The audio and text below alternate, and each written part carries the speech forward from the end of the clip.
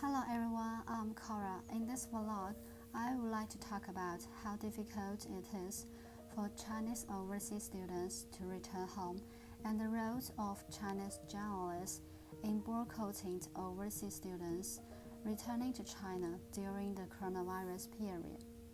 At first, China was suffering from the virus alone as it had not started to widely spread. At that time, overseas students from various countries raise money and materials transport back to China.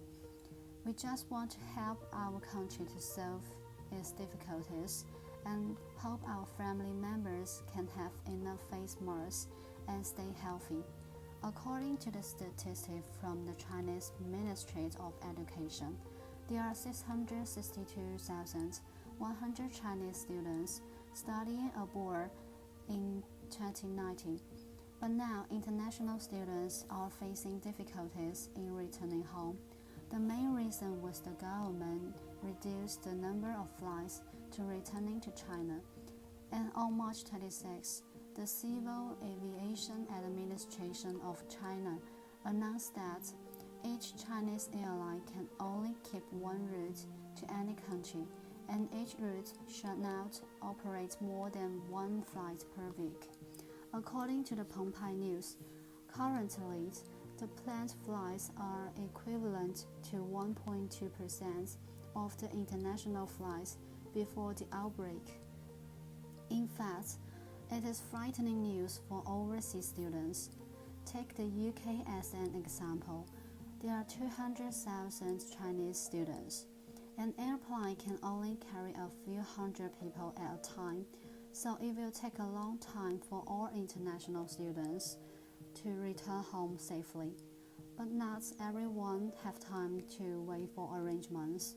We are facing the problem of rent aspiration. This leads to a scramble for tickets, which has driven up the price dramatically. The ticket price increased from 5,000 yuan to 10,000 yuan, followed by 50,000 and even more than 100,000 yuan. Even such high prices have been cancelled frequently. We have experienced the joy of buying tickets and the frustration of cancelling tickets rapidly, and we can't get a refund immediately after the ticket is cancelled.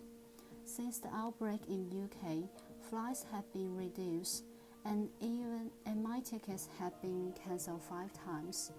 The airlines need more than 1 month to refund, and even delayed refund. I think airlines companies are very irresponsible. They are rapidly increasing their price, and they do not provide equivalent service. It is hard to imagine that how much psychological pressure I have been under when taking care of homework and air tickets at the same time. During the stressful period, some Chinese want to prevent international students from returning to China, which frustrates me.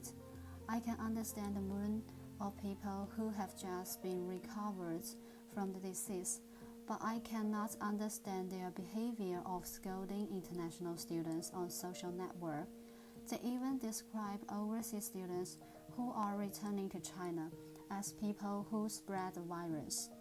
For a time, students and netizens provoke scolding. I think the media plays a vital role in provoking the relationship between overseas students and netizens, because bad news is good news for the media. Henan Daily reported that an international student who returned from Italy asked for mineral water during the quarantine. The reporter thought the students were uncooperative with the quarantine work, but we all know that the water in Chinese hotels does not meet the standards for direct drinking water.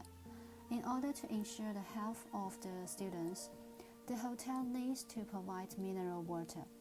If the reporter is asked to drink tap water from the hotel for 40 days, he will also ask for mineral water. Because of the report, many Chinese have prejudice and even stereotypes about overseas students. Uncooperative become a label for overseas students, so they were boycotted to return home. The relationship between overseas students and netizens has become tense, and journalists are the main contributors to the tension. Journalists should report more positive events instead of just focusing on bad news, and I hope all the overseas students can return home safely.